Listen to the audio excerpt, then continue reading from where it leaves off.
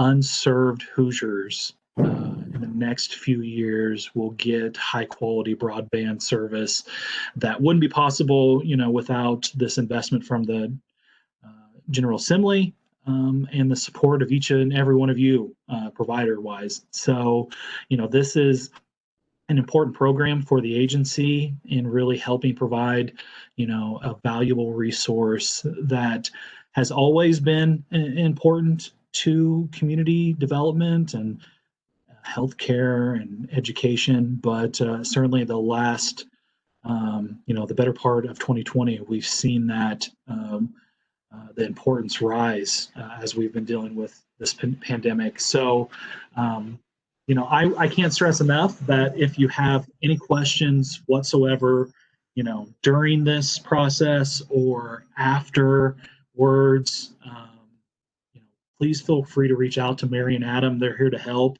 If you're running into any difficulty, let us know. The earlier, the better, so that we can work through this. Our goal with this program is not to stop these projects from moving forward. It is trying to get them to move forward. So if we encounter issues with permitting or final engineering, and it needs additional time, just communicate that to us, and we're willing to certainly give any kind of modifications, any kind of extensions. I mean, this is we're all in this together. We're all trying to get these projects to move forward. So we've learned a lot from the first year, and some of you, that received grants the first year, you were learning alongside with us. So I think that Adam and Mary and even Diana Raggio, the former program director, have been able to make some important modifications to this process to make it more seamless. And so we're really looking forward to getting these projects moving forward, getting the broadband installed, and getting Hoosiers the access that they need. So I'm going to turn back over to Mary, but I can't stress enough about how enthusiastic we are about getting these projects forward. So I'll turn back over to Mary. Thank you, Mary. Thank you, everyone. Well, thank you, Matt. Before I continue, I don't know if Adam, if you just wanted to say hello to everyone. Good afternoon, everyone. Adam Servies here. I've been working on the NLC program since round one. I'm a member of Grant Services, which works very closely with the Okra team here. So Mary and I will be probably your main points of contact moving forward. Congratulations to everyone. I know the rounds are a pretty lengthy process, and there's a lot of back and forth and a lot of information to gather. So we appreciate you all participating, and we're very excited to move forward with these projects. All right, thank you, Adam. So this slide that we're showing is just to give you just a recap, general idea of what Okra does for the state of Indiana. In 2019, we have awarded over $34 million worth of grants. So we're really experienced in providing grants. So we know how to provide grants. We also know how to administer grants. So now we're going to talk specifically about NLC round two. As many of you know, we did receive 72 applications this year with grant requests almost $100 million. And we were so fortunate to be able to award 49 projects for over $50 million. And what this means for Indiana is that it could generally serve almost 11,000 residences, businesses, and anchor institutions, thanks to you and your applications. So as you also know, the NLC round two applicants are awarded up to $5 million per application, and all money is funded directly to providers. And we are focused on unserved areas. What that means for the state of Indiana is those areas that have not received 10-1 service. So now I'm going to pass it over to Adam. He's going to talk a little bit about NLC round two, the whole application process. I started on July 6th, so unfortunately I wasn't really part of the that part, so I'm going to let Adam speak about this one. All right, thank you, Mary. Yeah, so if you participated in round 1 and round 2, the big difference here was that we introduced the LOI process, the letter of intent. I think that was a good improvement for round 2. So basically, we had a lot of letters of intent, over 100 from different providers, and we had a threshold review. This is where we're just looking at some like basic information just to make sure all the applicants are eligible for this program. That's serving 100 broadband customers in Indiana for at least 3 years is a big one. That's in the code for this program. We also continued our challenge process. So we took in quite a few challenges from different providers across the state and compared that with all of our LOIs. And then we got back with you all on which challenges were successful or valid, and then which census box you could include for your full application. And there were a lot of different people involved in the review process from our side. We had a multi-agency review, so we had people from NDOT and AG and OCRA as well. So there were a lot of different eyes and perspectives. We also had tourism involved. So we did take a lot of effort and time into reviewing your letters of intent, your challenges, and your full applications. So we are very, very proud of our process here, and we are glad that so many of you were able to have strong projects that were awarded. Some of the scoring criteria, which was outlined in the application. So the number of passings, the number of households, the number of businesses, and also anchor institutions was a big factor in the scoring, as well as applicant match. So that's how much funds you were proposing to use for these projects versus how much you were requesting from this grant program. Project description and readiness, we wanted to get a good sense of what this project was going to be and how much work you guys had already put into it, and if you guys were ready to move forward or if there were still maybe some things you needed to iron out before. Capacity, sustainability, and scalability. We are interested in your guys' internal capacity, or if you're hiring out some work too, what that capacity may look like. We want to make sure that if we're investing public funds into these projects, we want to make sure that it's going to stick around for a while. We don't want to take on any big risks and have projects fail. We want every project we fund to be successful, so we do take that into consideration. Also, community support and engagement. That's one that's really near and dear to OCRA. They have a lot of programs that include this in their applications and take this into consideration. We want to hear from the communities if they want this, if they want internet service, if they want this program in their area. Obviously, a lot of people do. There's a huge need in Indiana, but we just want to make sure that you all and the community are in communication and are on the same page with these projects. And then community impact and economic development. We've all heard and read probably the Purdue study that shows there's a huge gain from investing in broadband infrastructure. So obviously we do take that into consideration as well. So that's a little bit about round 2. I think we can move on to the next slide. Yeah, thank you. So we had quite a few projects get awarded this round, 49 in total. Last round we had about 14, so this was a huge jump up, and we were all really happy to see that. Below is the list of everyone who was awarded a project. So again, congratulations to you all. We are very much looking forward to getting these projects moving, as I'm sure you are, and as the communities where these projects are taking place are too. So once again, congratulations. Okay, And so, then oh, yeah, Adam, sorry. that's okay. We just want to stress something really quickly.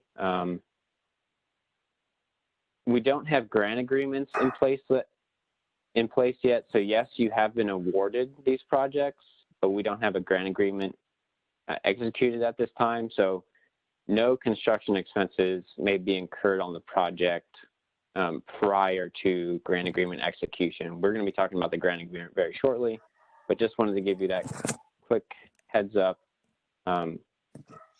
We want to make sure we're not moving forward until the grant agreement is executed. I'll pass it back over to you, Mary. Thank you. And you hear my dogs in the background. I really apologize. I think a leaf dropped in my yard, so they have to bark about it. So I really apologize. So we're going to continue talking about the grant agreement. I think, Adam, you're going to speak about this slide as well, as I understand it. Yes. So you guys should be expecting an email coming from DocuSign. You should expect that email probably next week, maybe towards the end of next week. That email is going to have, you'll actually get 2 emails. So you'll first get an email with a specific code that you will use for DocuSign, and then you are going to receive another email from DocuSign about how to log in and get to your actual grant agreement. Whoever we had on your for your signatory contact will get that, and that will be the person who will sign the agreement. However, if you do need to change that, that is possible. You can reach out to Adam Moschel. It's easy to get confused. I'm Adam Surveys, so that would go to a different Adam, you would have his contact information from your DocuSign email if we do need to change who's actually going to be signing for you. So just know that that can be changed. But the grant agreement, high level, is going to have the funding source, which is the Next Level Connections Broadband Fund, and the award amount. So we are putting every single project of yours into the same grant agreement. We're not going to parse it out by project this time. So your award amount is going to be the total of all your projects. So don't be looking for specific project totals there. And then the project period of performance, from the date of execution, all of your projects need to be done within a 2-year window. And we stated that in the application. We asked you for your timelines. And we're going to be having monthly or bi-monthly calls about these projects. So if you ever do feel like something has come up where you're not going to be able to meet that 2-year window, just give us a heads up. As Matt mentioned earlier, we have a modification process and we have a little bit of leeway in that 2-year window. So just let us know. Be open with us.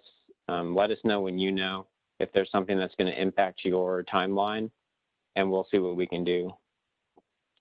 That being said, we still do want to try and keep as many projects on that 2-year window as possible, but we do realize, especially with COVID concerns and impacts, that there are things out of our control.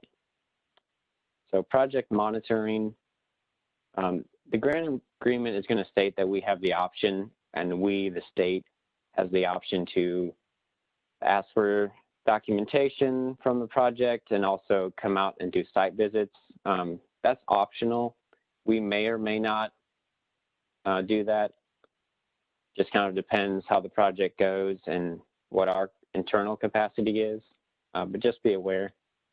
And then also, as part of the grant agreement process, we are going to do clearance checks with the Department of Revenue, that's DOR, and the Department of Workforce Development, DWD, prior to executing any agreement.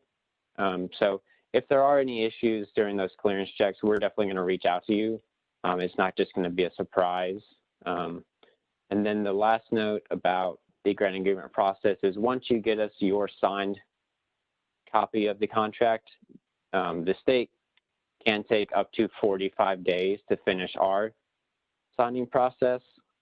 It just kind of depends how many other agreements we have in the queue at the time, but it could take up to 45 days. Hopefully it won't, but it could.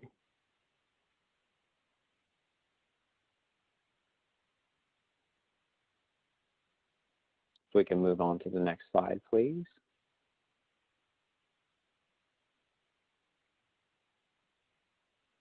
So claims. We are going to be giving each one of you a claim form to use. So whenever you incur eligible expenses for this project, you're going to be filling out a claim form, which we'll go over here in a second. With every claim form, we're going to be asking for documentation to show that you actually incurred these expenses and then you also actually paid these expenses. So as the slide points out, it's going to be copies of invoices, copies of payments. So if that's like a ACH or like a check copy, we'll be asking for those. If you were awarded in round one, you're probably already familiar with this process. It's going to stay the same. But for all those who are new, we just kind of wanted to touch on what we'll need. And we know everyone keeps records slightly differently. So we'll have a few guidelines, but we'll just kind of feel things out on the first claim that you guys submit. If you want to send us some documentation beforehand to kind of get a better feel of what you might need to do or what we might need to see, that's absolutely okay. You can send that to the NLC inbox, which is shown at the bottom of this slide, that nlc@okra.in.gov. So when we receive your claim, we will forward it to our accounting department if we're all good with the documentation. And that process between us approving it and you actually receiving reimbursement for it could take up to 35 days. Generally, we've seen it come out a little bit sooner than that, but it still could take up to that time. All the payments are going to be done by direct deposit. I think we already have everyone's forms for that, so we should be good there. If we do have any questions, or if you potentially have multiple bank accounts with the state that you are being paid to, we'll double check with you on which ones or which one you want to be reimbursed in. And then we are going to need a claim voucher for every request, and you can submit claim vouchers, claim forms, voucher and form, same thing, every 30 days for these projects. So just some eligible expenses. All the claim forms are going to have your budget categories that you included in your budget table. So design and engineering, permitting, construction costs, whether that's middle mile, last mile, those are all going to be eligible expenses. And again, just want to reiterate, these are on a reimbursement basis. We can't front you the money for you to then pay. It will be reimbursement only. And then we are going to hold back 10% of the grant amount for each project. We're going to need some final reporting from you all before we can release that final 10%. And one of the big things of that final reporting is we're going to ask you to verify the speeds that are available to these households and passings that you're serving. And those we're going to need to see that you're meeting the speeds you stated in your grant agreement.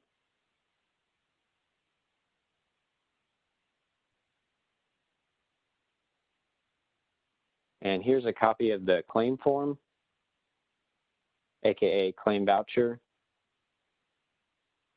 So you'll see up at the very top, again, we have the NLC inbox. That's where you're going to submit all of these claims to. And we'll have filled in a lot of information for you beforehand, like the name, the grant number, your address, and these budget categories. That's the second column from the left there. And we'll have each of these broken out by project, by your control number, application number. And then we'll also have that approved budget filled in for you. So really on the claim form, mostly of what you're going to be filling in is the expense amount and then the total expenses to date.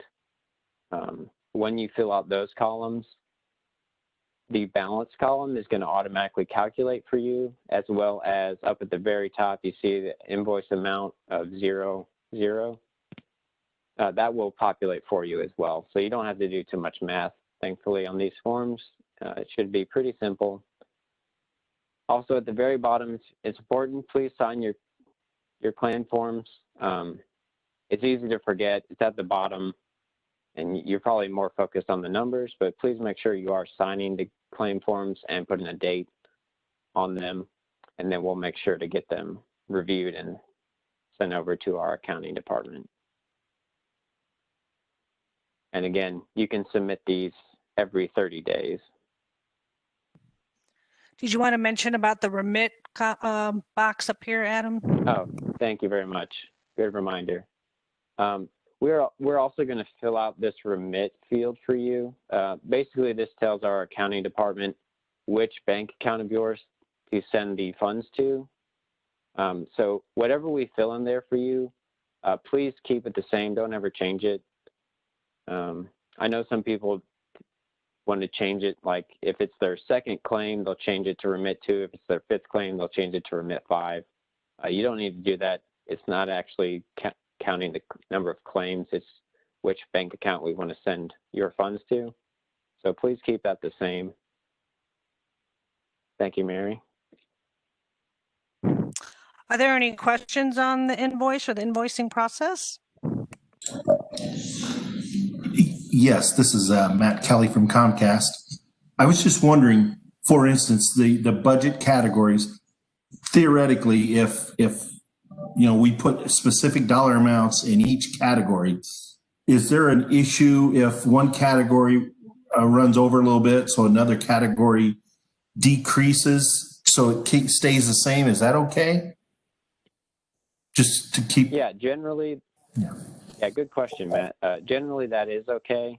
We know it is hard to estimate these project costs sometimes, and you know, certain costs may really jump up on you, depending on where you might actually have to move your project, if you have to go buried versus aerial, or you just have to take a completely new route. We understand that, and we have that's going to be a modification, so we can do a modification to change amounts from one budget category to another. We would just ask that you provide like an explanation as to why, and then we'll review that and work with you on that. So great question. Any other, excuse me, any other questions? All right, if not, we will go ahead. I think Adam already went through all of this, but just a reiteration is that the documentation that you need to include with your claim voucher will include not just the amount that you're requesting for the grant, but also for your cost share amount as well. And so what we accept as documentation is vendor invoices, proof of payment, and then also, like I said, please include the applicant match costs, invoices and payments as well. Anything else? All right. So we're going to go back and talk a little bit more about the grant agreement. We're only going to touch on those paragraphs of the grant agreement that you may have to action at some point. So the first one is the paragraph 8 of the grant agreement that you'll be receiving is that says that all grantees must submit, must have all of their items available in case there is an audit, and that that you'll make everything available for any type of audit that the state of Indiana may need to do on behalf of this grant. And also audits could happen up to 3 years even after the final payment for your grant. And then there's another auditing requirement that is required by everyone who receives any money from the state of Indiana. So this is for non-governmental or governmental. So with all of you guys being non-governmental, you will have to fill out this Form E1, Annual Financial Report, through the state, the business agencies. The State Board of Accounts, this isn't really our form, it's the State Board of Accounts form. It's called the E1, and it has to be submitted every year within 60 days at the end of your fiscal year. It is all done online through Gateway. And so I did provide the URL that you need to get to receive more information. So you submit this E1, and then the State Board of Accounts figures out whether or not you need an audit. Now, I've talked to them personally, and they said most of the grants that we actually provide do not get audited, doesn't meet that audit threshold, but you still have to fill out this E1 form. So if you have any further questions about this E1 form, please visit this website at the bottom of the screen, and I'll be more than happy to also provide you this website in email if that would be easier for you. And then, do we have a question? And then another one is compliance with the laws. So as everyone knows, we have to follow the rules and regulations for your project. Oh, is there a question someplace? I hear someone's mic is unmuted. Oh, thanks.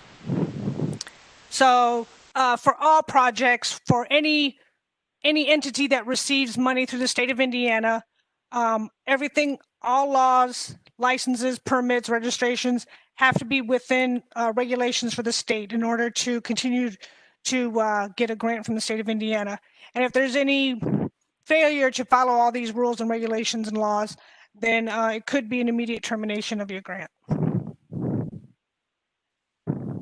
Project monitoring. So we will be, within the course of your grant, we will be monitoring the project.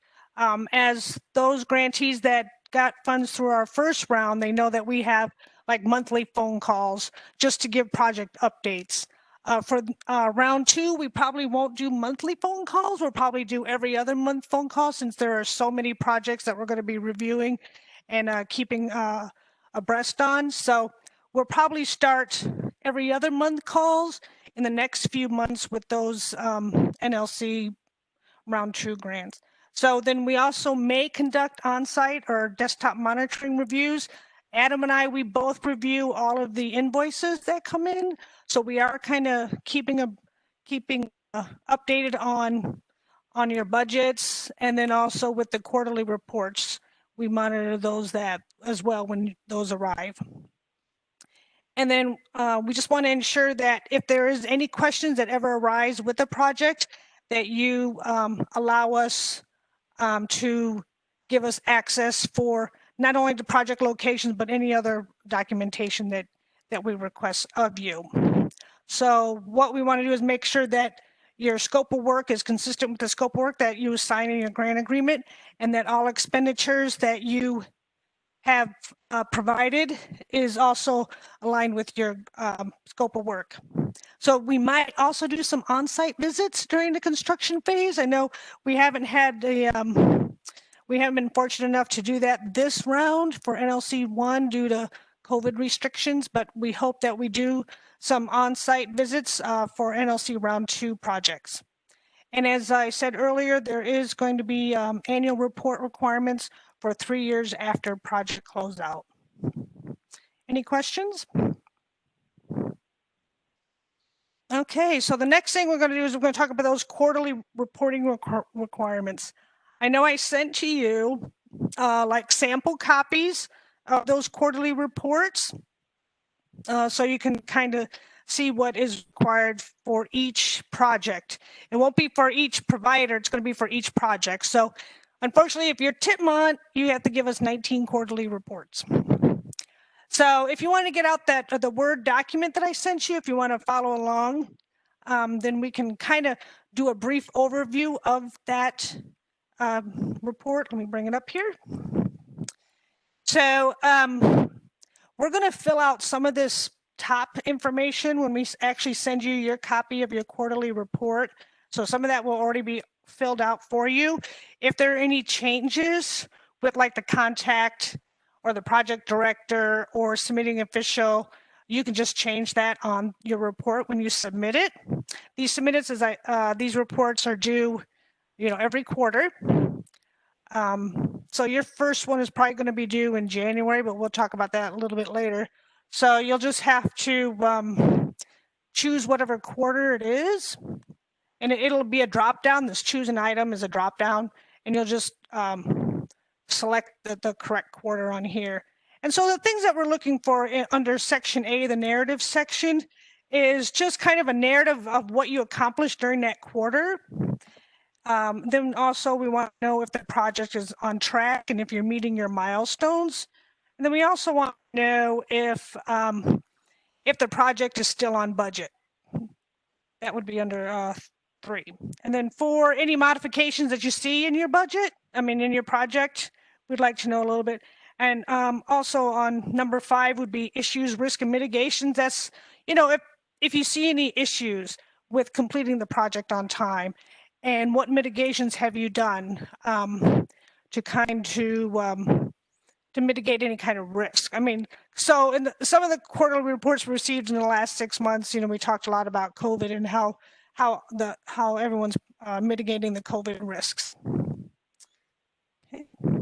And then also we want to know if you have any change in key personnel, especially if it's different than what you put in your original application.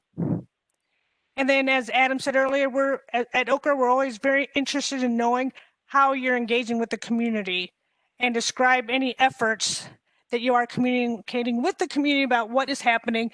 And then also any efforts to encourage adoption rates within the communities that you're providing service to. And then number 8, what methodology and technology is being utilized?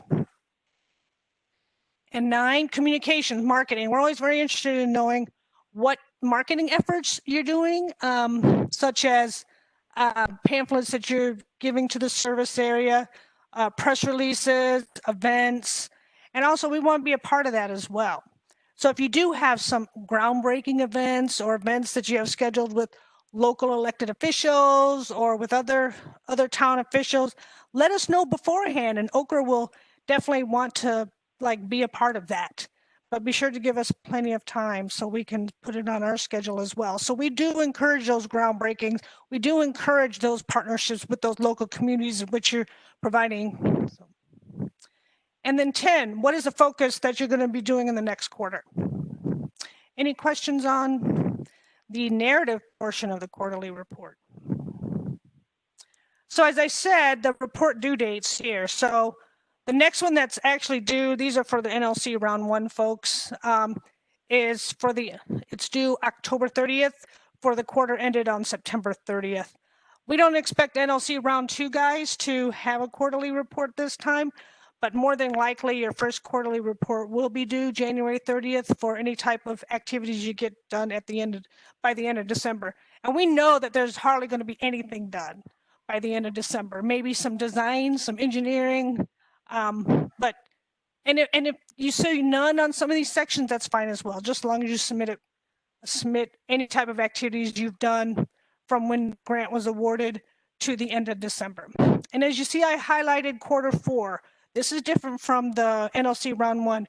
We actually need the report by July 10th rather than July 30th because we have a report due to the legislature every year, and it's due at the end of July. And what we do is we aggregate all of these quarterly reports and then provide an annual report to the legislator every year. Any questions? Now I'm going to pop up the metrics and financials workbooks real quick. Oh, wait.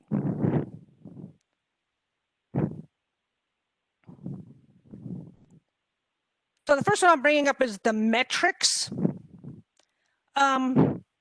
workbook that is associated with the quarterly report. So in addition to your narrative, you'll have 2 Excel workbooks that you have to fill out for every quarter. So the instructions is the first tab. So we try to make it as simple as possible to fill out. So if you have any questions, you can always go to the first tab, which has the instructions. So this is your key performance indicators. This is where we're going to see the address level data, adoption rates, how many households are going to receive passing. So let me get to the first sheet. So you see, this is a sample. So you just fill out just the number of passings that are completed per activity. So it's either residence, business, anchor institution, and then the adoption rate. So here we just want to see how many of those passings have actually you're going to have as a customer. And then the actual speeds offered for each of this, as well as the cost to the consumer. The next tab is address level data. This is where you're actually going to give us the address for every passing that you have completed. And then you also put when the connection is available. This is a drop down. As you can see, that's a drop down. When the connection is going to be available, and then when the connection was actually adopted. And then the census block for each of these street addresses. And then the final tab is census blocks. This is where you just put the overall census block. If you're still working on it, you put in process. If it hadn't started, I think there's a not started, there's a in process, and then there's a completed. That means you have finished all of the passings you're going to do within that census block for the prior quarter. And then for this quarter, you show where it is in process. So, and then any additional comments you may have on there, like when it's going to be completed. Any questions? Yeah, one quick question. Are there any concerns on the privacy? I guess, as a customer, we typically, I don't think we have issues sharing the number of customers of the homes, but it looks like on there we're communicating not only who are passing, but who's adopted or taken the service. Is there any concern on the privacy? We understand that. We understand that a lot of this address level data may be private. So if it is confidential, we definitely want you to put that on. I think it was actually on there. That we want you to put confidential on that, and it will not be shared with anyone else. And what we actually do is we aggregate the data. We don't provide any of the addresses. We aggregate it and just give like an overall number. Let's just say you had 15 households within that census block adopt. We'll just say 15 households adopted this service rather than providing the address level data. But according to the legislature that was passed, we do have to provide address level data.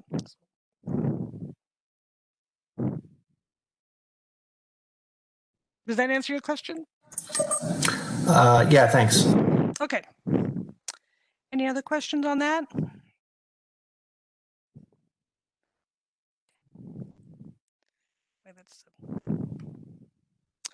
Now we're just going to have a quick review of the financial workbook that is also going to be required for your quarterly data.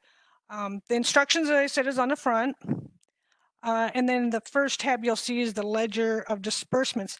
Now, I shouldn't say a lot, some of the round one awardees have actually used this ledger to keep track of all of their items for their claims and vouchers they submit to us, and that's fine. You can add extra columns to this if you need to, but this is just one way of just the overall for all of the expenses for this project. It's probably going to get very long because a lot of these projects are very involved and complicated and lots of expenses, but we do need to have a ledger here. So what we need is the vendor name in column A. Column B is the budget category. So there is a drop down. So what's going to happen is that we're going to add all of the budget categories that you provided in your budget that you put in your application as a budget category, and they will be a drop-down menu for this column. So please use the drop-down. If you do not use the drop-down menu, then the summary page will not add up correctly. So also, if you need to add another budget category, if we miss a budget category when you receive this sheet from us, please let us know and we can make the adjustments. So I just made electronics, and then it was $100, then the check number when it was paid. And here's where you actually split it between the grant share, the grant funds, and the local match. I made this, there was a 21%. So I just made $79 was grant funds, and then $21 was your local match, and then the source of the local match. So then when you go to the summary sheet, it all adds up here in the green. So it'll all add up for you. So you don't have to do anything on the summary page. We will fill out the these orange pinky columns for you. So you won't have to do anything on the summary page as long as you still use that drop down menu on this column B under the ledger of disbursements. Any questions on that? I know this has been quick, but you can always come back and ask us any questions anytime. And like I said, we will provide you ones that are already pre-filled, so you can just use those when you submit your quarterly reports. I don't know exactly when we're going to get them done.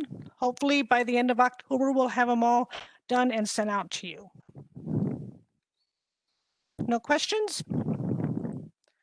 All right.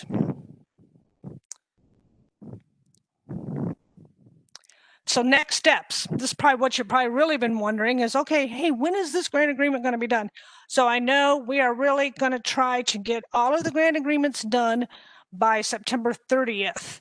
So that means they'll be done on our end, and then we will send them to you for signature, for review, and then signature. So we would love to have it all reviewed and signed by October 10th.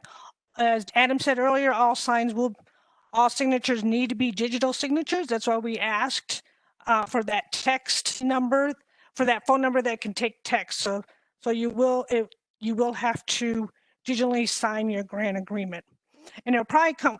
Will it come through Adam Marshall? Adam, the grant agreements. The email Yeah. will come from DocuSign. That'll be okay. Yeah. Okay, Entity so sending it, but you will have a way to contact Adam Michelle through that email if you do need to make any changes or revisions to the grant agreement. And within DocuSign, you won't be able to make revisions to that document from within it. But if you do need to make revisions, you can send Adam an email and he can update it. Also note, you can download a copy of your grant agreement from DocuSign in case you need multiple people to look at it and review it. So you do have that option. Okay, so what we'll do is that we'll send a follow-up email after we know that those grant agreements have been sent out. So then just to assure that you did receive that grant agreement, because sometimes, you know, some of these automatic emails go to the junk file. So we want to hope it doesn't go to your junk file. So we will send a follow-up email just to ensure that you received that DocuSign email. So then the last thing, it may take up to 45 days after you signed it to go through all the steps at the state. But you will definitely get notification once the grant agreement is completely signed. Hey, Mary, can I interrupt? I just got a question. Yes, sure. So if let's say we get it back to you on October 10th, it's 45 days till the state signs. And I think you said earlier, I can't be reimbursed for any money spent until the agreement's in place, correct? Correct. So that's we're talking end of November before I can actually spend capital on the projects. If we go 45 days, right? Okay, If it goes 45 days. I know it hasn't always gone, we always say 45 days and we hope it's going to be a lot shorter. So that's why we're really trying to push it as fast as we can so they can be signed. There are a lot of other grant agreements for other programs that are going through that process right now. So there are lots of other grant agreements that are in a queue. So, but we're going to try to push these as fast as we can because we know that construction season is, you know, it could be short, and that you really do need to order some of the equipment and far in advance for your projects. And then the last thing is the modification process. Adam already touched on this, that if there's needs to be any modification of any kind concerning your scope of work or your budget, please email us at the NLC box here, and we will look at the modifications. So Adam, do you have anything else you want to add? Not at this time. I think we've covered quite a bit, a lot of info to absorb. Just know that if you do have questions, just let us know. Reach out to the NLC inbox at any time. Mary, I did have one question. Yes. I know that the webinar is being recorded. Are the slides of this presentation also being made available? If you'd like, I can send out the slides to you after this webinar, and then it will be recorded and online, but I can send them to you if you want the slide set in your email box. Yeah, that would be helpful. That way those website addresses and everything are included in the slides and everybody have access to those. Yes, Okay. please. All Yes. right, we'll do that. I'll send them to the emails that I sent out the sample quarterly report samples, unless you want me to send it to you. And if I did not send it to you, if you can send an email to that NLC at okra.in.gov, that way I can turn around and send you the slide set in case I don't have your email address. So at this point, that's all we have. And once again, congratulations and thank you so much for spending your hour with us to talk about your grant agreement. And we are so excited to be working with you on these awards and bringing broadband to Indiana. Anything else? All right. If not, then that is it. And thank you so much. And have a good day. Yes, thank you, everyone.